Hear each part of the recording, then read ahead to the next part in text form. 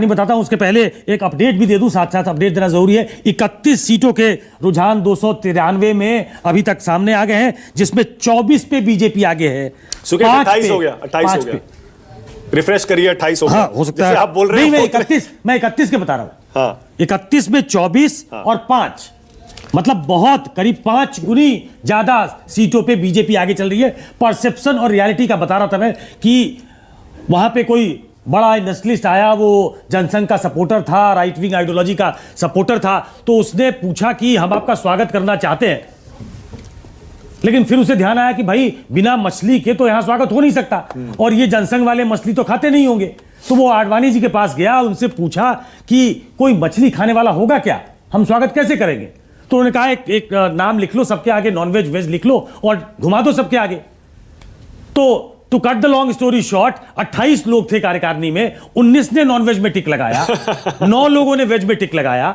तो ये जो परसेप्शन है कि बीजेपी वाले मछली नहीं खाते हैं या वो नॉनवेज नहीं खाते होंगे, आपने कहा उनको मछली खानी पड़ी। हाँ, क्योंकि जो काउबेल्ट है उसमें वो बता रहा हूं, कैमरे पर खानी पड़ी, बीजेपी के उसका प्रचार करना पड़ा। बीजेपी के जो शिखर पुरुष थे वो खाते थे नॉन, बिल्कुल खाते थे। तो ये उनकी कहानी जनसंघ के दिनों की है, लेकिन ये परसेप्शन बना क्यों सुकेश? आप तो इतनी बीजेपी की एग्जीक्यूटिव की है, बीजेपी की नेशनल एग्जीक्यूटिव में एक भी जगह पर नॉनवेज नहीं परोसा जाता और उनके किसी भी सार्वजनिक भोज में नॉनवेज नहीं होता था। एक वेंकैया नायडू अपने घर पर वो जो लंच करते हैं उसमें वो प्रॉन्स मंगाते थे। तो नैरेटिव ऐसे बनता है कि बीजेपी की किसी पश्चिम बंगाल ने, टीएमसी ने इसी को हथियार बनाया ना, इसी को हथियार बनाया। यही कहा तो देखिए ये तो बंद कर देगी मछली और ये तो अभी तो मांस की दुकानें बंद करवा देंगे, सावन तो आने दीजिए, सावन भी आता है ना।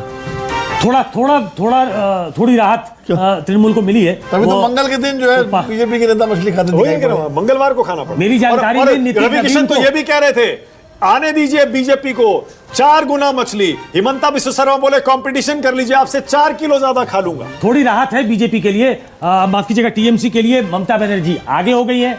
अभी जो 42 सीटों के रुझान आए हैं तो बिल्कुल 4 पे थी वो 9 पे गई है। बीजेपी 31 पे थी वो 32 पे आई है। तो 32 और 9 अभी भी बीजेपी रुझानों में बहुत आगे है, लेकिन अच्छी खबर ये है कि ममता बनर्जी वो आगे हो गई। ओके, अब